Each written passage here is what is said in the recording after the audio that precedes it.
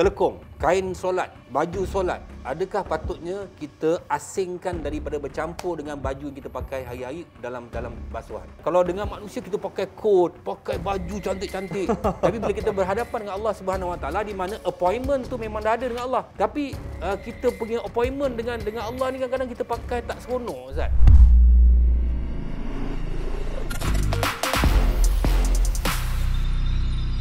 Bismillahirrahmanirrahim. Assalamualaikum warahmatullahi taala wabarakatuh dan salam sejahtera bagi mereka yang bukan Islam yang menonton sembang viral di TV9 dan bersama dengan saya Ustaz Muhammad Zarifi. Dalam Islam ni Ustaz, ya, sebenarnya kebersihan tu benda utama ke Ustaz? Ya, kebersihan benda utama. Kerana itu Tok kan, kalau kita belajar fiqh antara bab awal yang kita bincang ialah fiqh at-taharah.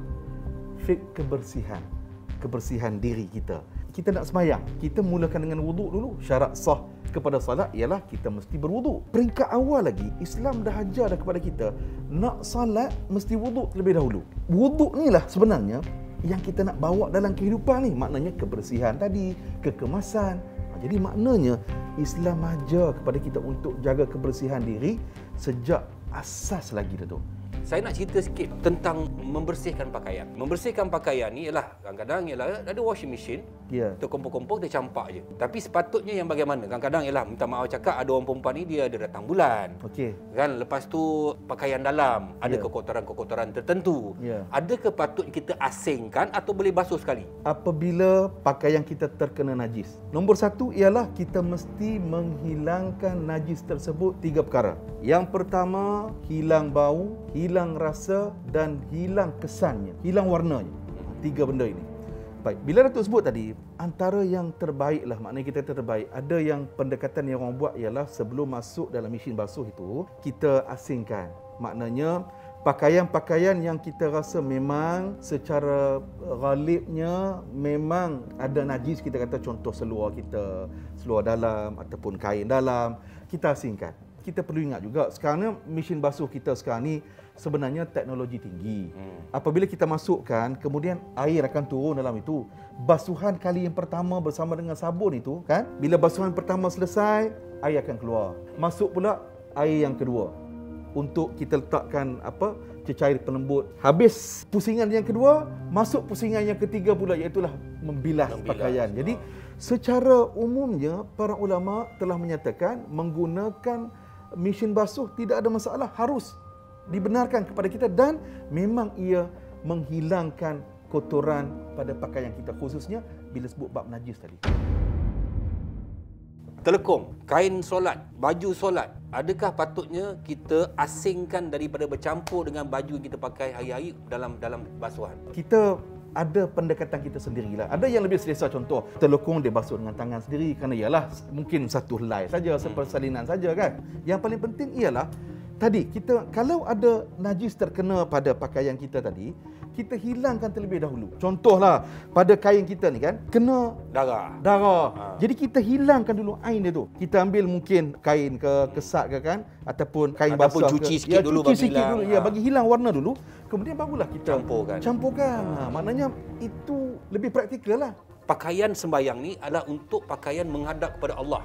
Kita menghadap dengan Allah Subhanahu Wa Taala. Memang banyak orang tua diasingkan. Yang telekong apa semua diasingkan supaya dia tahu kebersihan dia terjamin. Dia takut benda-benda lain walaupun dah ni, tapi dia menghormati. Ini maksudnya menghormati pakaian tu untuk berhadapan dengan Allah Subhanahu Wa Taala. Saya rasa itu bagus juga. Ya, itu bagus juga. Maknanya masing-masing ada pendekatan masing-masing kan. Ada cara masing-masing.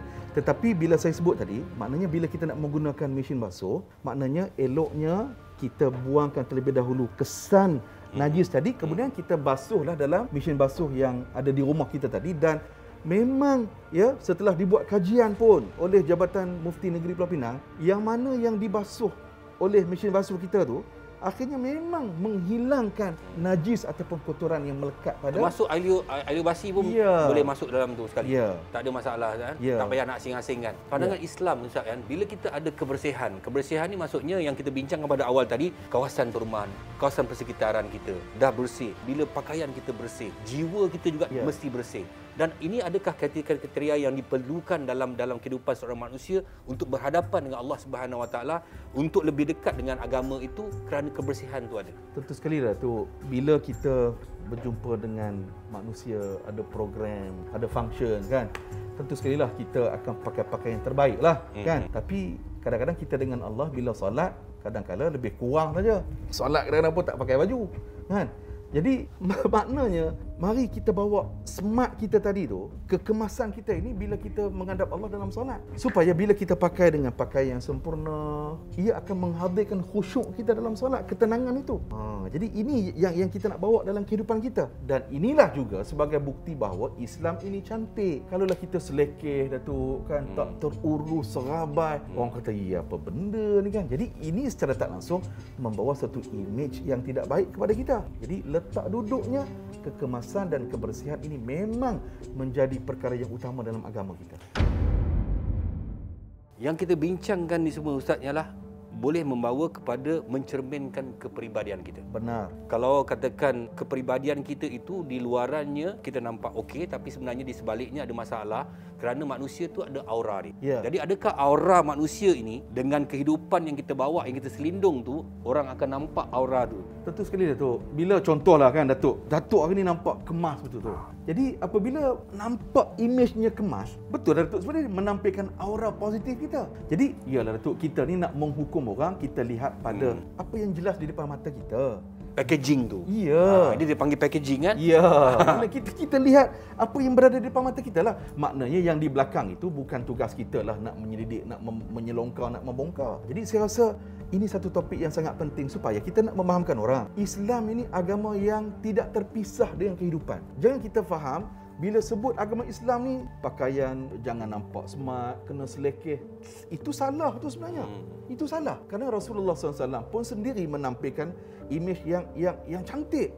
Kerana itu antara yang Sayyidatina Aisyah ceritakan itu, Rasulullah kita ni, baginda Rasulullah bila nak sikat rambut, Nabi akan mulakan yang di sebelah kanan terlebih dahulu. Sebelah kanan dulu. Kanan dulu. Jadi nak ceritanya, Aisyah isteri Rasulullah prihatin dengan apa yang Nabi buat, iaitulah merapikan diri. Jadi merapikan diri dengan pakaian yang cantik, dengan cara kita menguruskan pakaian ini, cara kita membasuhkan pakaian ini adalah perkara-perkara yang penting, yang mana perkara-perkara inilah yang membawa kepada imej penampilan sebagai satu manusia. Dan imej penampilan, kadang-kadang ada orang jaga imej penampilan ni dengan manusia, Ustaz. Ya. Tapi dengan Allah, macam Ustaz kata tadi dah, kalau dengan manusia kita pakai coat, pakai baju cantik-cantik. Tapi bila kita berhadapan dengan Allah Subhanahu Wa Taala, di mana appointment tu memang dah ada dengan Allah. Subuh, Zuhur, Asar, Maghrib, Isyak, appointment kita ni. Ya. Tapi kita punya appointment dengan Allah ni kadang-kadang kita pakai tak seronok, Ustaz. Betul. Macam tak berapa nak okey. Sepatutnya pakaian yang macam mana yang kita memang betul dalam Islam kata bersih. Ya. Tapi kalau dengan manusia kita boleh pakaian ni, kalau dengan Allah kalau kita boleh standby baju macam mana lagi baik, Ustaz? Baik, kalau betul tu. Pakaian yang kita nak pakai menghadap Allah dalam solat khususnya mesti bersih daripada najis. Ya, syarat sah salat yang pertama, badan kita bersih. Kita suci daripada hadas kecil dan hadas besar. Satu. Yang kedua, pakaian kita mesti bersih daripada najis. Tak boleh ada darah, tak boleh ada muntah, tak boleh ada nanah, tak boleh ada air kencing di pakaian kita ni. Dan yang ketiga, tempat kita solat pun mesti bersih. Jadi kerana itu pentingnya topik kita hari ini, iaitulah apabila kita nak membersihkan pakaian kita tadi, pastikan supaya sempurna seperti yang ditunjukkan oleh fiqh kepada kita. Ini yang berlaku dalam kehidupan kita, bagaimana kebersihan itu menjadi satu benda yang paling utama. Kerana kebersihan itu membawa kepada akhlak kita sebagai manusia. Kalau kita tidak mempunyai kebersihan, iaitu menjaga pakaian kita, dalaman kita sebagai manusia, di manakah letak kita di sisi Allah Subhanahu Wa Taala? Kerana Islam itu dia amat-amat mementingkan kebersihan. Itu sebahagian daripada kehidupan kita sebagai orang Islam. Jadi kalau kita belum sempurna ke arah itu, apa kata? Kita muhasabah diri, kita cari jalan untuk membersihkan dalaman kita dan juga membersihkan luaran kita, pakaian kita, supaya kita nampak lebih beraura di masa akan datang. Amin, insya-Allah. Jangan kita kongsi, kalau tak pasti jangan kita buat wakaf dosa. Assalamualaikum warahmatullahi wabarakatuh, dan salam sejahtera bagi mereka yang bukan Islam, yang sentiasa mendapat sedikit information daripada perbualan kami selama 10 minit. Jumpa lagi. Terima kasih Ustaz. Sama-sama Dok. Alhamdulillah.